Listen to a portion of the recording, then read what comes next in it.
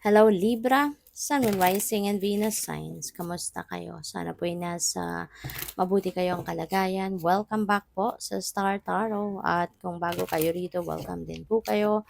Please subscribe, like, share my videos, and leave me a comment kung nakaresonate kayo. So, tignan natin, paunang mensahe po ninyo, the lovers. Okay? The lovers. So, this is really beautiful, no? Lovers energy. Magandang energy ito, lalo-lalo na pagdating sa inyong relationship. Ano mang klaseng relationship, o pwedeng romantic, o pwede rin na pamilya, magkakaibigan. Ano man ang klaseng relationship, no? Sa ngayon, magbe-benefit, no? Dito because there will be harmony, no? Na mangyayari. Magkakaroon ng mas magandang samahan, mas magandang pag-uusap, um, mas maganda 'no, yung magiging relationship. Magkakaintindihan, nagkakarinigan ng kung ano man ang mga bagay na gusto nilang marinig from each other, yung mga gano'n, 'no? At saka, baka ang iba sa inyo dito rin ano, baka papasok na sa isang bagong love and romantic relationship, 'di ba? Pupuwedeng may gano'n ang ganap, lalong-lalo na kung single ka pa, 'di ba? Maaari ngayon magbubukas na yung puso mo, magbubukas na yung sarili mo for a new relationship. Baka ngayon mas mag-aano ka na, yung parang magkakaroon ka na ng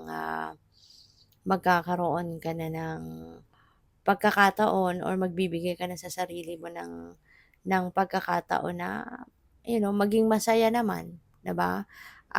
Kasama ang ibang tao, 'no? In a romantic relationship, puwedeng gano'n. Lalong-lalo na 'no, Libra, na meron na kayong Ten of Swords in reverse, 'no? Kasi ibig sabihin nito, you're healing already from past troubles. You're healing already from past hurts, 'di ba, na meron kayo, na naranasan ninyo. Ngayon naghihilom na, unti-unti nang naghihilom ang sugat sa puso ninyo.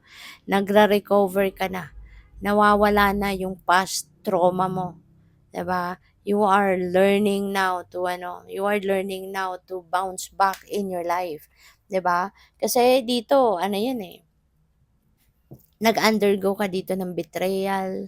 Kasi stabbed in the back energy, yung Ten of Swords.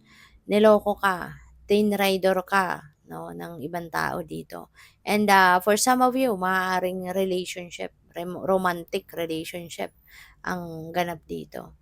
Kaya kung ano man ang nangyari sa iyo dito in the past, you know, nasaktan ka syempre, na ano ka, naloko ka eh, 'di ba? So sinong hindi masasaktan ng mga panloloko, hindi ba?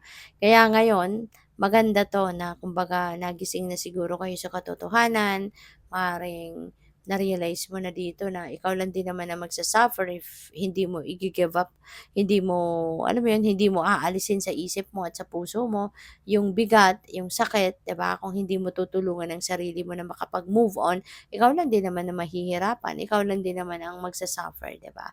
Kaya maganda 'to 'no, na naka-reverse na ito kasi ibig sabihin dito na you are already on the healing process. So, napakaganda kasi papunta ka na sa pagbangon, papunta ka na sa pagsisimula ng bagong ganap or bagong chapter sa buhay mo, 'di ba? Para na makabalik ka na doon sa mas masayang buhay, 'no?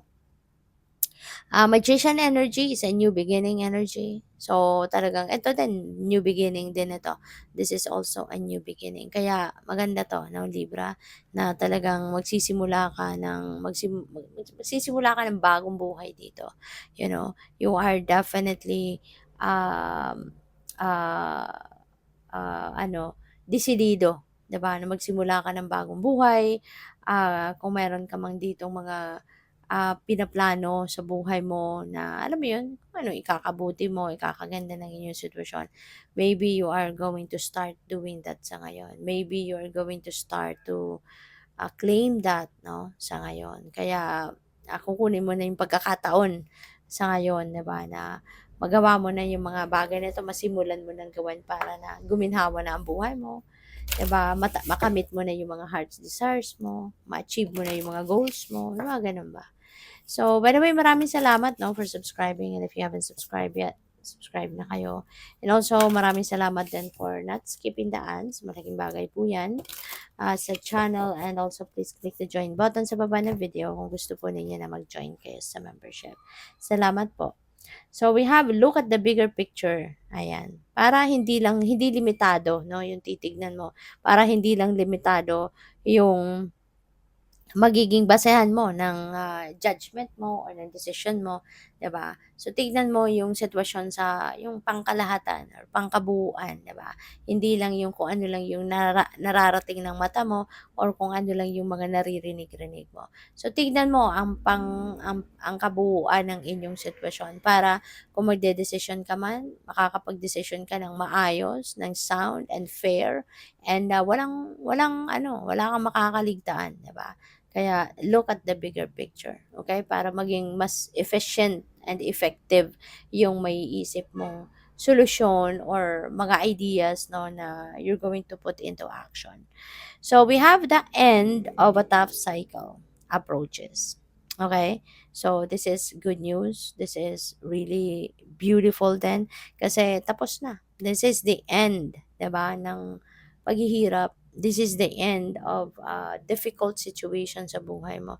So thanks God, 'di ba? Na kung ano man itong mahirap na pinagdaanan mo sa buhay or pinagdadaanan sa buhay is coming to one end. Kumbaga matatapos na. It's final stages na, no? At masusolusyunan mo na 'to. Makakaano ka na, tawag dito, makakabawi ka na, yung gano'n. And you will be able to start, 'di ba, a new chapter in your life. The commitment is being tested. Okay?